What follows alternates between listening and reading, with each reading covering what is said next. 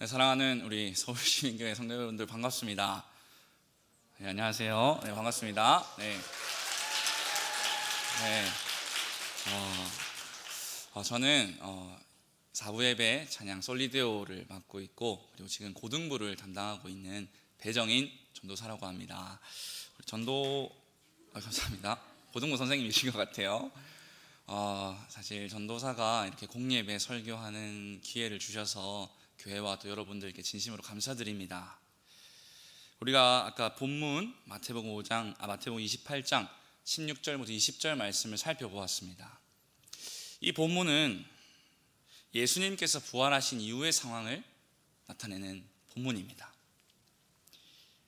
두 그룹의 사람이 있습니다. 한 그룹은 부활하신 예수님이고, 또 한 그룹은 11 제자입니다. 11명밖에 남지 않은 이유는 가룟 유다가 이미 예수님을 팔고 죽고 없기 때문입니다. 17절 말씀을 보니까요, 갈릴리에서 이 예수님의 제자들은 부활하신 예수님을 보았습니다. 그런데 여전히 의심하는 자들이 있다라고 되어 있습니다. 예수님과 3년이 넘는 시간을 함께 다니면서 예수님의 이적을 체험하고, 또 예수님이 말씀하시는 말씀을 보고 기적을 체험하였지만 여전히 의심하는 자들이 있었다. 우리가 이 대목을 한번 생각해 보아야 될 것 같습니다. 과연 이 의심하는 제자들을 향해서 예수님은 어떻게 하실까요? 만약에 저의 제자가 제 말을 듣지 않고 자기 마음대로 행동한다, 3년간 5년간 열심히 가르쳤는데 저의 가르침을 따라하지 않고 자기 마음대로 한다면 저는 좌시하지 않을 것 같습니다. 그런데 18절을 보니까 예수님께서는 이 의심하는 제자들을 향해서 나아오신다라고 되어 있습니다. 부활하신 예수님은 이제 하늘로 올라가서 하나님의 우편에 앉으실 겁니다. 우리가 아까 찬양했던 사도신경의 가사대로입니다. 그리고 그런 후에 땅에 남아있는 것은 예수님이 아닌 예수님의 가르침을 받은 제자들이겠죠. 이 제자들은 복음을 전파하는 사명을 감당할 겁니다. 예수님께서 이 의심하는 제자들에게 아까 말씀드린 나아왔다, 다가왔다라고 했는데요, 이 다가옴이라는 것은 예수님께서 주도권을 잡고 이 의심하는 제자들과, 제자들은 비록 예수님을 의심했지만 예수님은 이 제자들과 친밀한 관계라는 것을 다시 한번 보여주시고 이 관계를 제자들과 맺고자 하셨다는 표현입니다. 예수님은 11 제자의 의심과 배신, 이런 것들을 책망하지 않으셨습니다. 이 11 제자에는 안타깝게도 나중에 예수님의 수제자라고 불릴 베드로도 포함이 되어 있죠. 예수님은 이들을 책망하지 않으시고 대신에 사랑으로 모든 것을 덮어주셨습니다. 그뿐만 아니라 여전히 의심하는 이 제자들을 향해서도 여전히 사랑하신다는 고백과 함께 이들에게 사명을 주십니다. 부활하신 예수님께서는 그의 권세에 대한 말씀으로 다음 말을 시작하십니다. 하늘과 땅의 모든 권세를 하나님께서 주셨다. 즉 하나님께서 예수님에게 허락하신 모든 질서를 다스릴 수 있는 전권을 주셨다라는 말입니다. 특별히 이 하늘과 땅의 모든 권세는 죄를 용서하시는 권세를 가리킵니다. 죄를 용서하는 것은 하나님밖에 없었습니다. 그래서 예수님께서 막 사람들에게 죄를 용서하실 때 바리새인들이 분노했던 것입니다. 감히 하나님이 아닌데 죄를 용서할 수 있단 말인가? 근데 오늘 말씀을 보니 예수님께서 하신 이 말씀을 통해 우리는 죄를 용서하시는 이 예수 그리스도가 아버지 하나님과 동일한 분이라는 것을 알 수 있습니다. 하나님께서 이 죄를 용서하시는 모든 권세를 예수 그리스도에게 주신 것이죠. 그리고 이제 하나님의 통치권, 죄를 용서하는 이 권세를 갖고 계신 예수 그리스도께서 승천하시기 전에 제자들을 보내십니다. 이 세상을 복음화하라는 사명을 주시면서 말입니다. 이 말은 예수님뿐만 아니라 주님의 제자들에게, 여전히 의심하고 있는 이 제자들에게 권세를 주시는 것이며, 여전히 의심하는 이 제자들에게 확신을 가지고 나아가도록 하시는 말씀인 것입니다.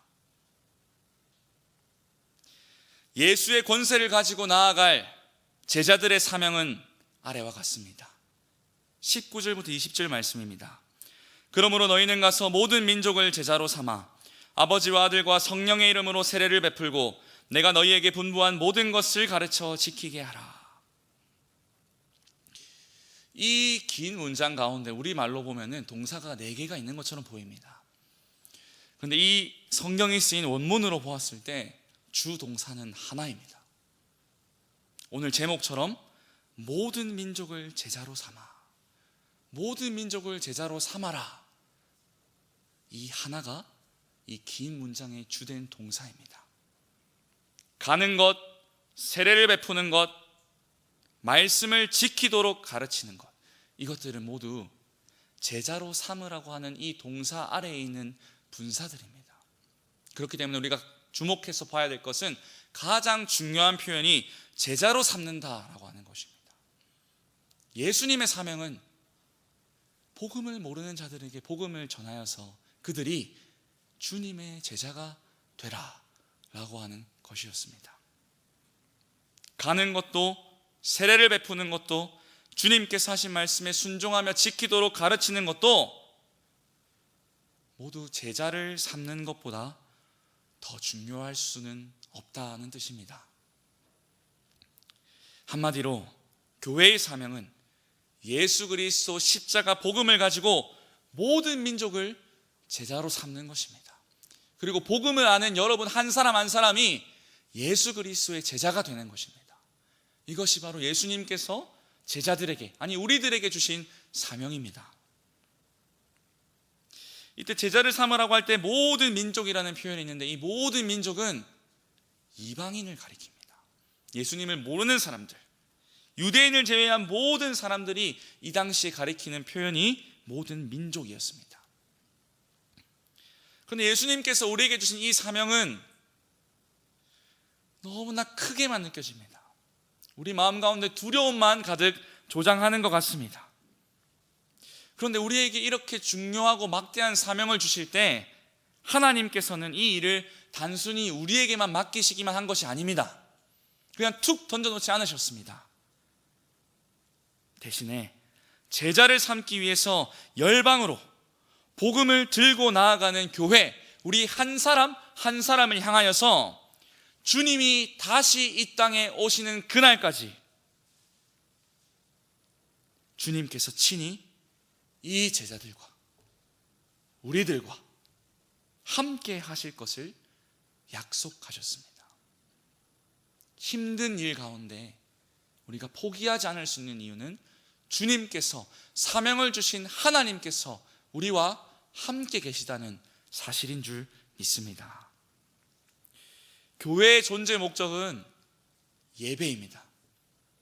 교회의 존재 목적은 예배입니다. 그런데요, 교회의 사명도 있습니다.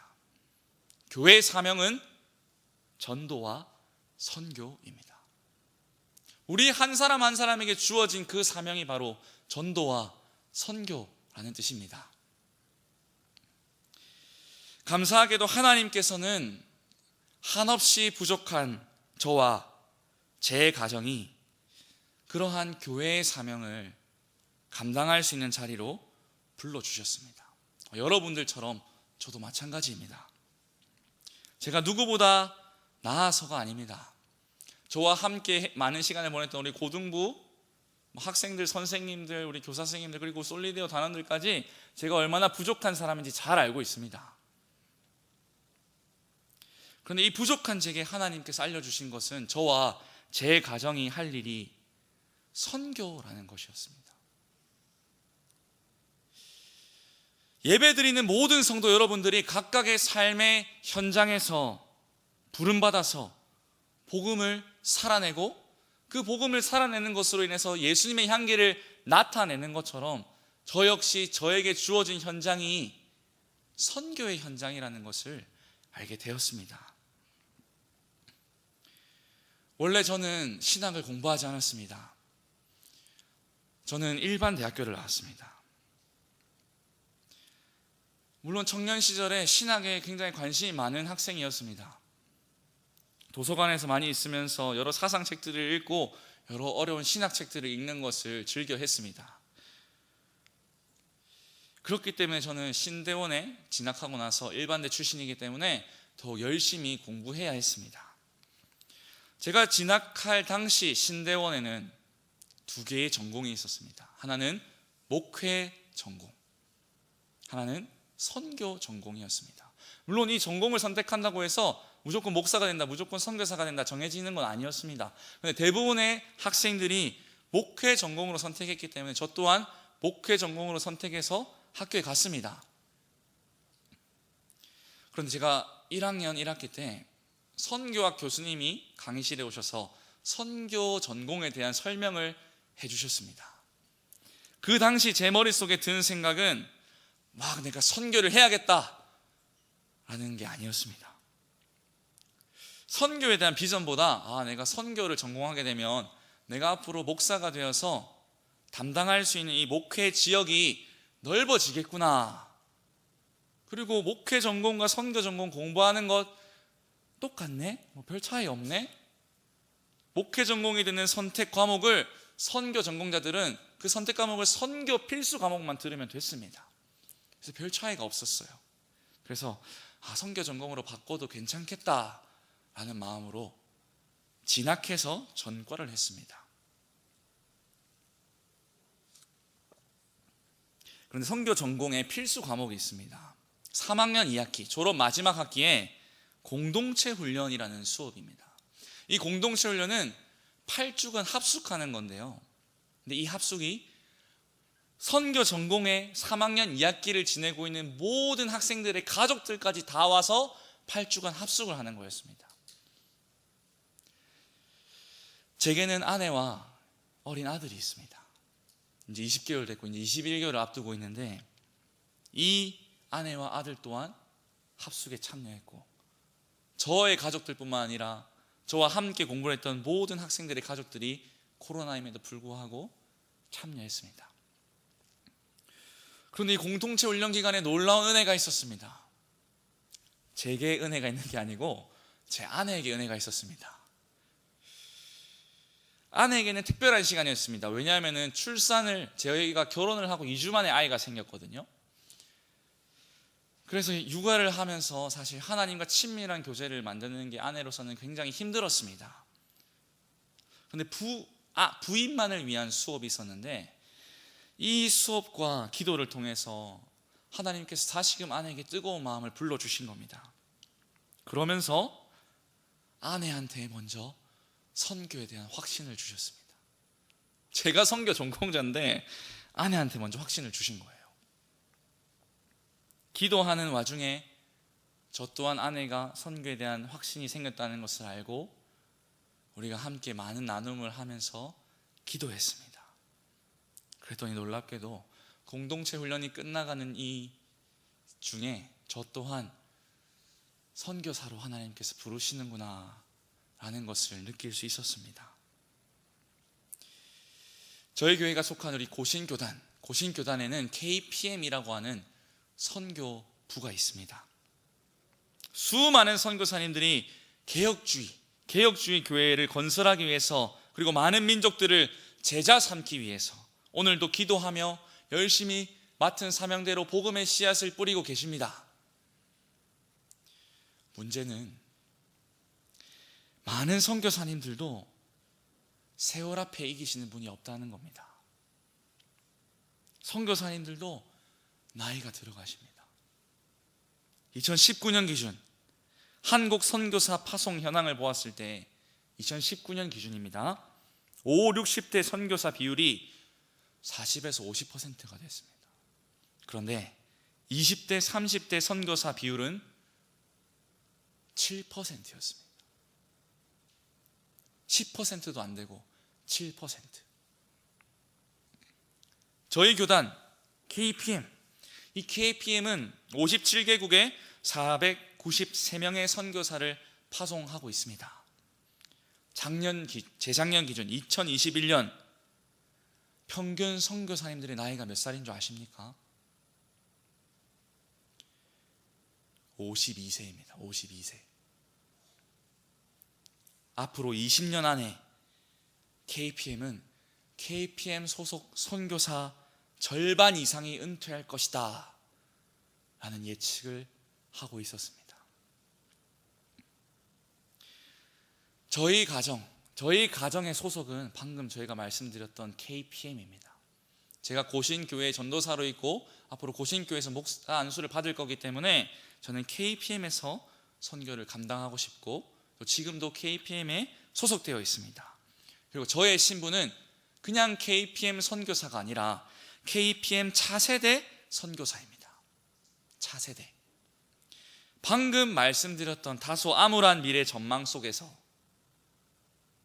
20년 후에 많은 선교사가 은퇴할 것이다, 절반 이상, 이런 암울한 미래 전망 속에서 젊은 사역자, 젊은 선교사로 헌신할 이들을 위해서 기회를 주는 제도가 제가 졸업하기 이전 한 해 전에 생겼습니다. 원래 이 KPM 소속 선교사는 목사 안수를 받은 사람만 가능합니다.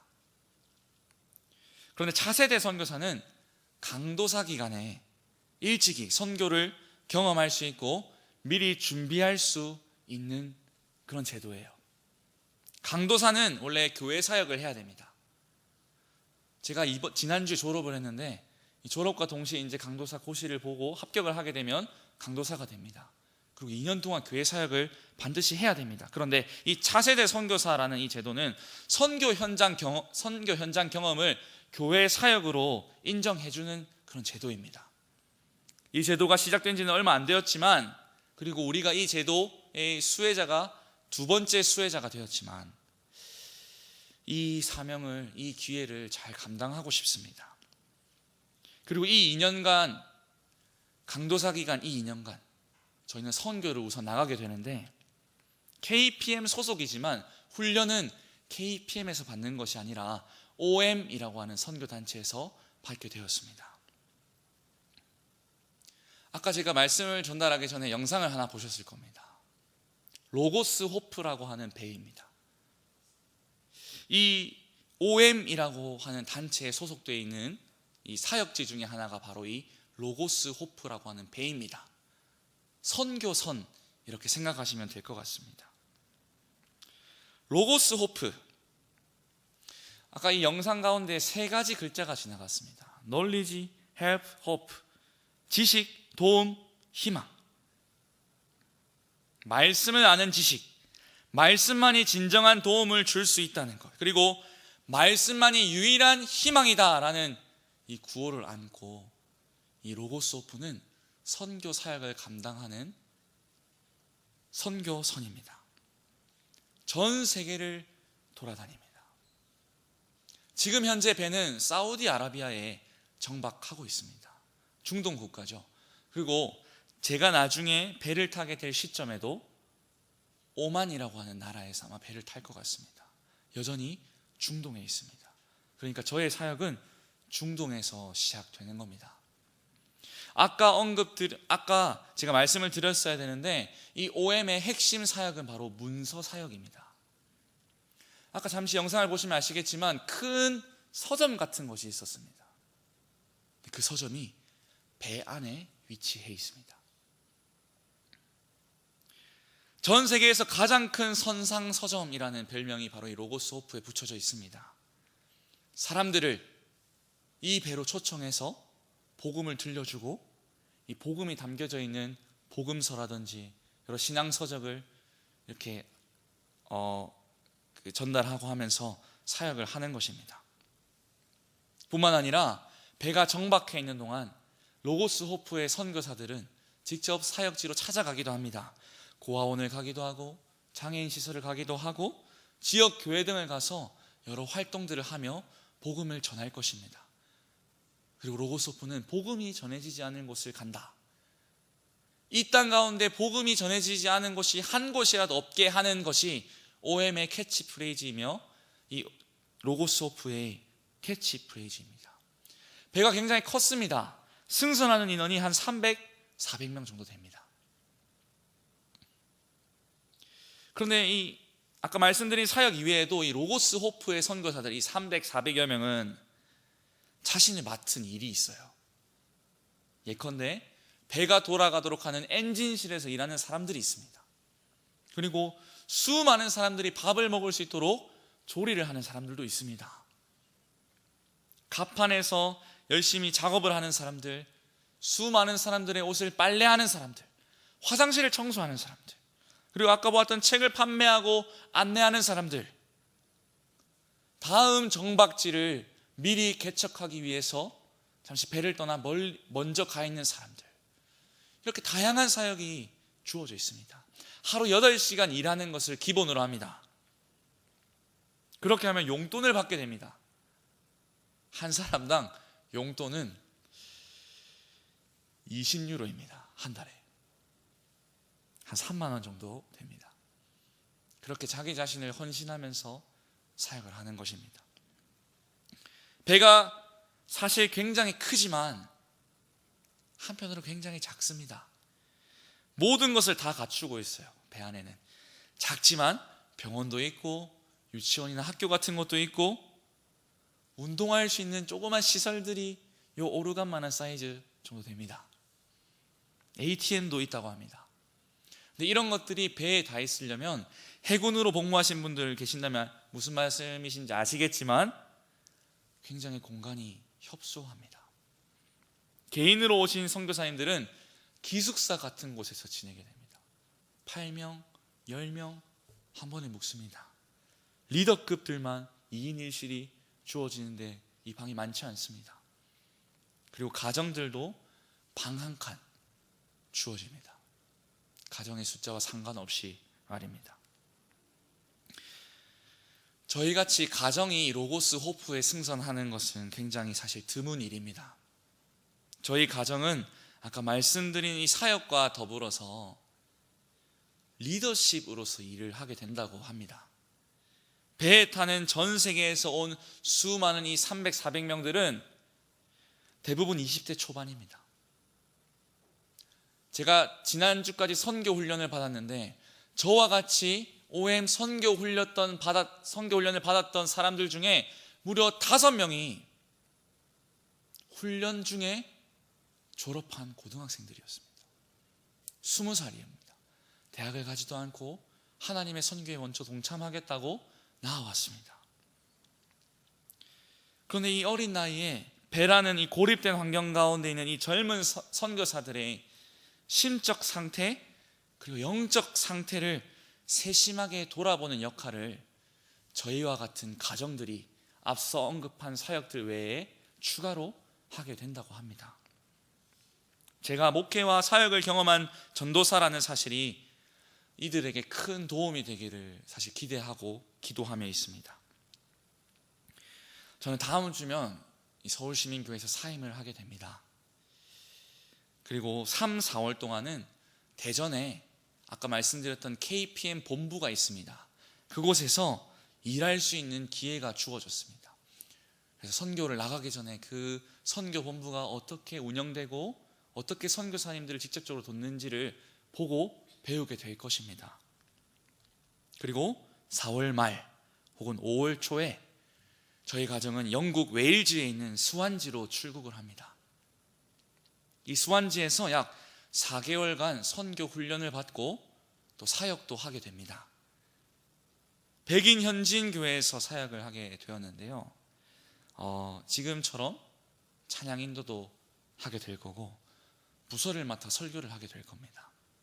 그리고 이 스완지에 수많은 이민자들이 있다고 합니다. 이들에게 영어를 가르치고 또 한글을 가르치게 될 것 같습니다. 그리고 노방 전도도 열심히 할 것 같습니다. 이 영국의 선교센터에 계신 선교사님과 영상통화를 하는 와중에 영국이 선교지라는 말을 들었습니다. 우리에게 복음을 처음 전해주었던 토마스 선교사를 혹시 아십니까, 여러분? 선교 사역을 하기 이전에 그냥 죽어갔습니다. 성경책만 던지고 죽었습니다. 그리고 이 땅 가운데 복음이 전해졌죠. 이 토마스 선교사 출신이 바로 웨일즈라는 것을 얼마 전에 알게 되었습니다. 그런데 웨일즈를 포함한 영국 전역의 상황이 선교지랍니다. 목회자가 없답니다. 제가 4개월 목회를 하고 센터에서 훈련하며 떠나겠지만 이 4개월도 선교센터에 계신 목사님은 굉장히 감사해 하셨습니다. 이렇게 4개월간의 훈련을 마친 다음 드디어 9월 저희 가정은 로고스호에 승선합니다. 그리고 2년간 배 사역을 하게 됩니다. 중동 쪽을 돌아보고 사역하는 것으로 선교의 사역이 시작될 것 같습니다. 그리고 2년 후에 저는 돌아와서 목사 안수를 받고 이제 배가 아니라 저희 가정을 필요로 하는 선교지로 파송을 받아서 나갈 준비를 하고 기도하고 있습니다. 여기까지 제 선교 사역의 시작과 이후 진행되는 일들을 말씀드렸습니다. 이렇게 말씀을 드린 이유는 기도를 부탁하기 위해서입니다. 여러분께 간곡히 부탁드릴 것은 기도의 후원자가 되어 주십시오. 기도의 후원자가 되어 주십시오. 만약 재정적으로 지원해 주실 분들이 계시다면 제가 간곡히 이 자리에서 부탁드리는 것은 개인당 혹은 가정당 10,000원 이상을 넘기지 않으셨으면 좋겠습니다. 월 10,000원씩만 정기적으로 후원해 주셨으면 좋겠습니다. 그래도 개인과 가정의 부담이 덜 되는 이 금액이 10,000원이기도 하지만 이 10,000원에 담긴 의미가 있습니다. 그것은 바로 지속성입니다. 지속성. 지속적인 관심은 결국 지속적인 기도로 이어진다라고 배웠습니다. 그리고 그것이 맞다고 저도 생각합니다. 선교지에서 절대적으로 필요한 것은 돈이 아니라 교회의 기도입니다. 저는 서울시민교회에서 파송을 받는 선교사라고 하는 이 사실이 굉장히 감격적이고 그리고 이 사실을 절대 잊지 않으려 합니다. 이것을 잊지 않고 사역할 것입니다. 여러분의 일상 가운데 선교의 삶을 살아내고 계신 것처럼 제가 앞으로 선교지에서 살며 복음을 선포하고 복음을 전하며 주의 교회를 세워나가는 하나님을 위해, 하나님의 일을 위해 꼭 기도해 주시기를 간곡하게 부탁드립니다. 아멘이 없으시네요. 감사합니다. 기도해 주십시오. 저와 제 아내 또한, 그리고 나중에 저희 아이들이 자라서 저희 가정이 기도해 주시는 여러분 성도 한 사람 한 사람을 위해 잊지 않고 기도하겠습니다. 약속합니다. 그리고 제가 어떤 사역을 하고 어떤 기도 제목이 필요한지를 선교 편지를 통해 지속적으로 소통하겠습니다. 사랑하는 서울시민교회를 위해 계속해서 중보하겠습니다. 그것이 바로 교회의 파송을 받은 교회의 선교사가 해야 할 일이라는 것을 다시 한번 생각하겠습니다. 또 하나 부탁드리는 게 있습니다. 여러분, 제 아들을 위해서 기도해 주시면 좋겠습니다. 제 아들은 에셀입니다. 배에셀입니다. 저랑 똑같이 생겼습니다. 이 이름은 에벤에셀에서 따왔습니다. 여러분들이 대부분이 이 서울시민교회 디모데 혹은 요한이라는 공동체에 속해 계신 것처럼 제가 속해 있던 공동체 이름이 도움돌이었습니다. 도움돌. 이 도움돌은 도움의 돌이라는 곳에서 따왔습니다. 도움의 돌. 사무엘 선지자가 세운, 하나님께서 여기까지 도우셨다라는 것을 기억하기 위해 세운 돌입니다. 에벤에셀이죠. 여기서 에셀이라는 이 뜻은 도움이라는 뜻입니다. 하나님의 도우심을 기억하고 사람들에게도 도움이 되는 사람으로 자라라 라고 하는 뜻으로 교회 공동체를 알고 계신 저희 아버지께서 지어주신 이름입니다. 이 아들이 아까 말씀드린 대로 곧 21개월에 접어듭니다. 두 돌이 채 안 됐어요. 이 어린아이가 배를 탄다는 사실에 사실 많은 성도님들께서 걱정해 주신다는 얘기를 들었습니다. 사실 저도 걱정과 기도가 많이 됩니다. 이러한 저와 제 아내의 결정이 아이에게 짐을 지우는 것 같아서 기도할 때면 사실 미안한 마음이 큽니다. 그렇지만 아이가 배에 잘 적응하여서 믿음 안에 무럭무럭 자라게 하시고 앞으로 자라면서 하나님의 사랑과 은혜를 깊이 기억하여서 이름대로 살아갈 수 있는 아이가 될 수 있도록 기도 부탁드립니다. 여러분, 이제 말씀을 맺겠습니다.